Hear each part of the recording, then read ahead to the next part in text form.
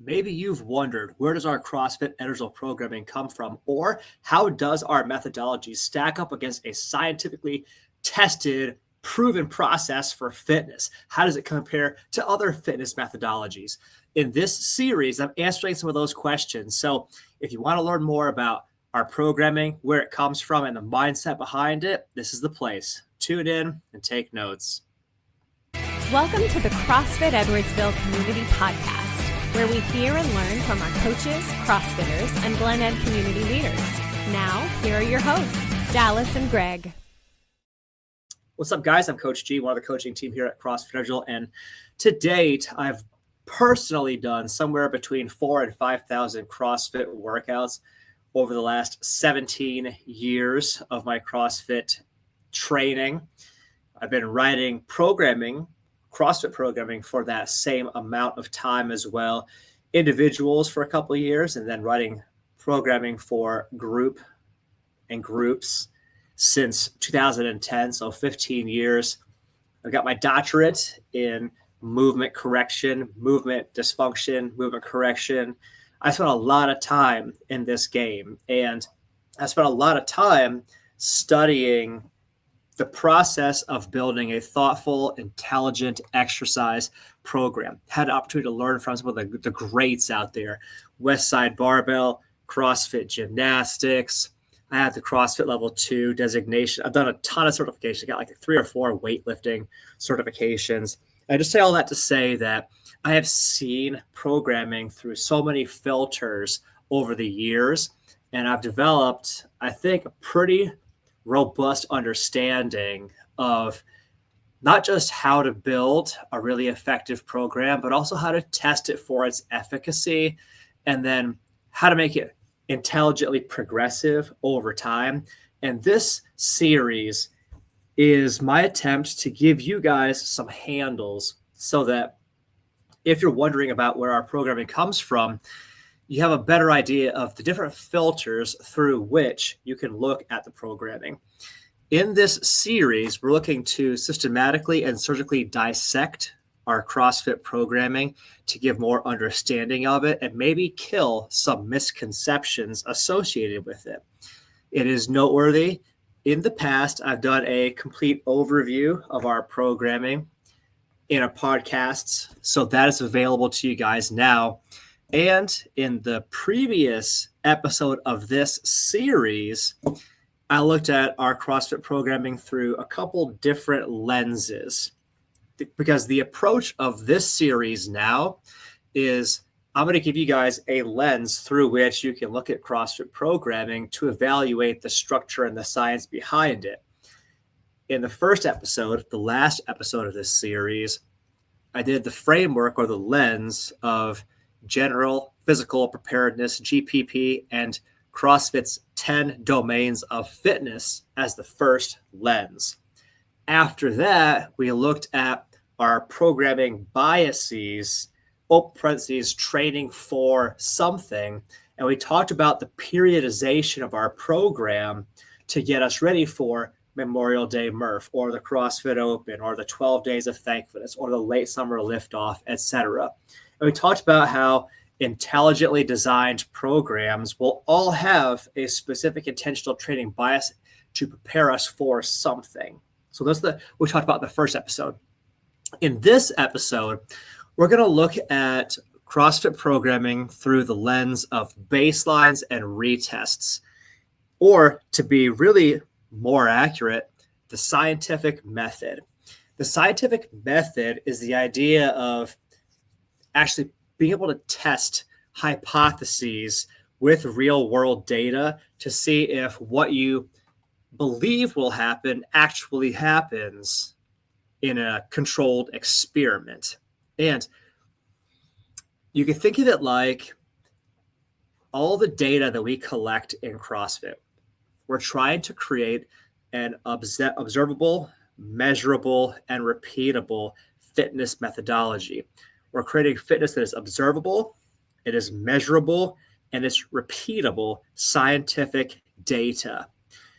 In this context, we're talking about actually putting numbers to things, setting baseline numbers for strength. setting baseline numbers for stamina, for speed, power, explosiveness, agility. We can quantify those things with baseline tests, and then we can retest them at future dates to see what is our program actually changing, if anything. Is it effective? Are we actually doing what we set out to do? In CrossFit world specifically, we have a lot of ways that we can do this.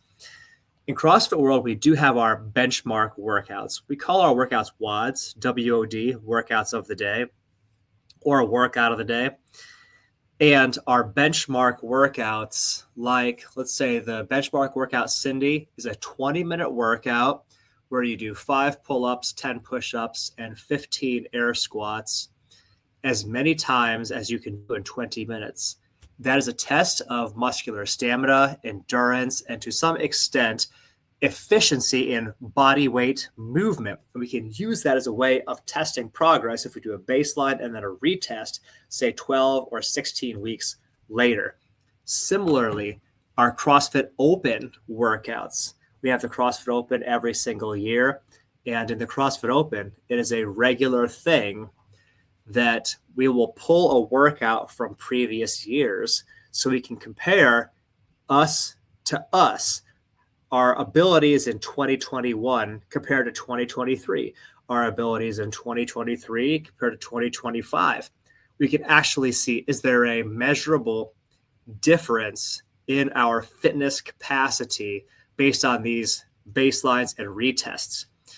In CrossFit Edwardsville, we have our own in-house benchmark workouts also, like the 12 Days of Thankfulness workout, the 12 Days of Christmas workout. And so those are also ways that we can test for progress. And it allows us to actually put quantifiables to the efficacy of our program. We redid the Memorial Day Murph fairly recently, and some of our very consistent attender CrossFitters had some mind-blowing progress. We had a guy who took 5.5 minutes off of his Murph time, a girl who subtracted 16% off of her Murph time. These are fantastic improvements, but it's the sort of thing you have to actually put to the test to prove that you're actually doing what you said you're going to do. In addition to benchmark workouts, open workouts, etc., and even like retesting strength, back squat on day 1, back squat at the end of week 12, power clean in the first week, power clean retest in week 12, and so on. We can do these tests for strength progress as well, and we do, and you see that in our programming. Similarly, though, we recognize that for certain CrossFitters, they'll have different priorities in different seasons of life. Some people, they have done a background of fitness where maybe they've done a lot of like triathlons or long distance running, long distance swimming, long distance biking, and they have a really good aerobic base, and they come to us with an aspiration of improving their strength or the very specific muscle qualities, the muscles that they need in order to be more injury proof, more durable when doing those longer endurance events. In these specific seasons of life, we can actually tailor the programming for that person. So the triathlete that comes to us is just like, look, I've got a great engine. I've got the endurance, got the stamina. I'm just not that strong. And you can't even tell I'm an athlete when you look at me. I don't have that physicality, that muscularity that says I am also strong and can lift things. I recognize that's a deficit in my fitness, a definite deficit in my functional capacity. In this season of life, I need to work on my strength and my physical muscle presence. CrossFit can be bent or shaped to meet that unique athlete's needs depending on the season of life or the season of training that they're in. The needs of an athlete in season might be a little different than the needs of an athlete off season, for example. Similarly, one of the cool things with CrossFit is that it allows you to benchmark your fitness, benchmark your abilities, your baselines, your retests, your progress across reference groups that most match you. For example, in the CrossFit Open, we don't just test our fitness from year to year. You're also testing your fitness in a scientifically valid way against other people in your profession or your age group or your gender. For example, I can benchmark my fitness against other medical professionals in the 40 to 45 age category in the CrossFit Open.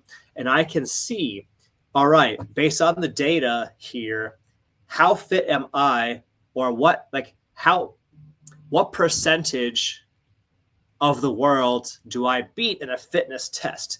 I can be in the top 5%, for example, of medical professionals, males aged 40 to 45 with these tests. And it's one of the really cool ways that we can track our abilities as well. It's not just within us, me versus me. It can also be me versus others in a similar station of life, similar age group, etc. But all of it has to be testable. And that's the thrust of the scientific method. Any program worth its salt is going to regularly and in an intentional, thoughtful way actually build in these retests to prove or disprove what they have claimed about their programming. And you will see that in our programming at CrossFit Edwardsville. Hey, you may have other questions as well. If that's the case, cool. Check us out online, CrossFitEdwardsville.com. But for now, I thank you for the gift of your time and your attention. We'll see you guys in the next one. Thanks for listening to my dad's podcast. For more useful tools and guidance, go to CrossFitEdwardsville.com and feel free to like, share, subscribe, and leave your thoughts in the comment sections down below. See you in the next episode.